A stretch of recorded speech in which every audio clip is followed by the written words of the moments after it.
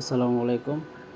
কিছুক্ষণ আগে প্রথম আলো একটা জরিপ প্রকাশ করেছে, প্রধানমন্ত্রী হওয়ার সম্ভাবনা কার বেশি। এখানে মূলত পর্যালোচনা করে যে ডাটাগুলো অ্যানালাইসিস করা হয়েছে, সেখানে বিএনপি নেতৃত্বাধীন তারেক রহমান অনেক এগিয়ে আছেন। তার পরবর্তীতে রয়েছে শফিকুর রহমান জামায়াতের, এবং সাবেক প্রধানমন্ত্রী খালেদা জিয়া এবং সাবেক প্রধানমন্ত্রী শেখ হাসিনার নামও এখানে রয়েছে।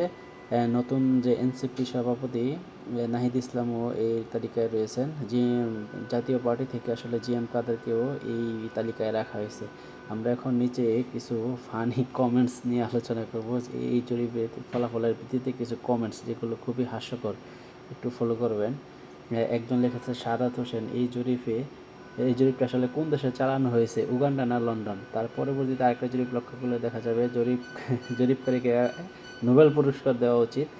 তারপরের জরিপটা আসলে এই মানে আরেকজন জানতে চাইছে, সাদাত হোসেন নামে যে কমেন্টস করছে, তার আসলে এখানে এক ধরনের উগান্ডা হয়েছে, কলকাতা হয়েছে, ইন্ডিয়া হয়েছে, যার যার মতামত এখানে বিশ্লেষণ করা হয়েছে।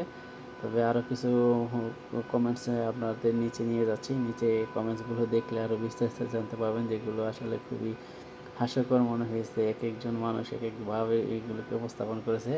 একজন লিখেছে, অন্তিম পর্যায়ে যাত্রী প্রধানমন্ত্রী হতে পারবে, আসলে এটা খালেদা জিয়াকে উদ্দেশ্য করে বলা হয়েছে।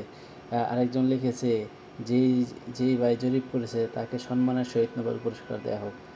আরেক ভাই লিখেছে, প্রথম আলো জরিপে ডাকসুতে আবিদের সম্ভাবনা ছিল 46%, সাদিক কায়েমের ছিল 7%। আসলে এটাও একটা ভুয়া হিসেবে পরবর্তীতে আমরা দেখতে পেলাম।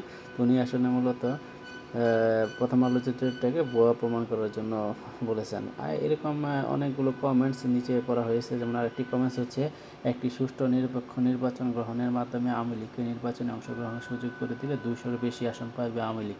আসলে আওয়ামী লীগকে লক্ষ্য করে এই কোশ্চেনটা করা হয়েছে, কমেন্টসটা করা হয়েছে। এরকম অনেক হাস্যকর কমেন্টসগুলো এখানে উল্লেখ করা হয়েছে, যেগুলো পড়ে যে কেউ খুব আনন্দিত হয়। আপনারা ফেসবুকে বিভিন্ন পেজে, বিভিন্ন কমেন্টসে, বিভিন্ন পত্রিকার যে হাইডিংগুলো হয়, ওখানে এগুলোর যাচাই বাছাই করতে পারেন। Thank you.